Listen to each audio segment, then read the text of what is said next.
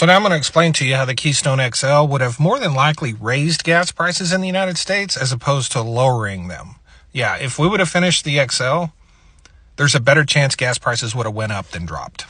The first thing you need to understand is the Keystone XL wasn't being built because we needed more pipeline capacity. That wasn't its purpose. That's not why it was being built. And then you have this myth that, that's been debunked many times, that Warren Buffett paid off Joe Biden to kill the Keystone XL so he could transport all of the oil by rail. I don't know how many times I've had to debunk that. This is oil imports from Canada by rail. This is the Trump administration. This is the Biden administration. It's down by 75%. Oil imports from Canada are down by rail, are down by 75%. Yeah, it's a total myth. This is shit said by politicians and media. Meanwhile, total imports from Canada to the United States are at record highs. So the imports by rail aren't down because we're importing less oil. We're importing more oil than we ever have. And just one more thing that'll reinforce what I'm about to tell you a little bit. This is an article from a magazine, an oil and gas magazine in Canada, saying, the XL doesn't really matter so much. This was a couple of days after Joe Biden was inaugurated and took office. So this was the purpose of the Keystone XL. It wasn't to increase capacity. It wasn't to increase import capacity. It was to make Western Canadian Select oil available to more buyers.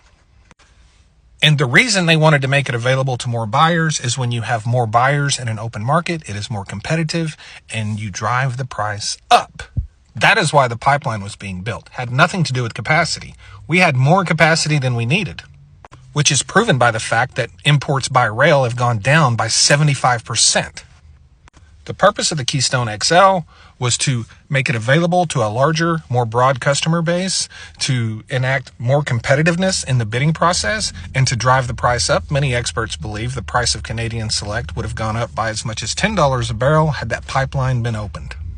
You see, that Canadian oil is typically about $15 a barrel cheaper than oil is in the United States. That's why we use so much of it.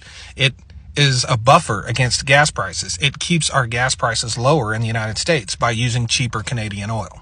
Had that pipeline, accomplished what it was intended to do and create more competition in the marketplace and driven up the price of Canadian oil, it would have driven up the price of U.S. gas.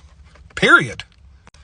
You don't get to purchase oil for $10 more a barrel and that result in cheaper gas. That's not a thing. Now, the politicians and the media, they would love to try to convince you of that, but it's simply antithetical to anything we've ever learned about economics and the free market. It's just not a thing.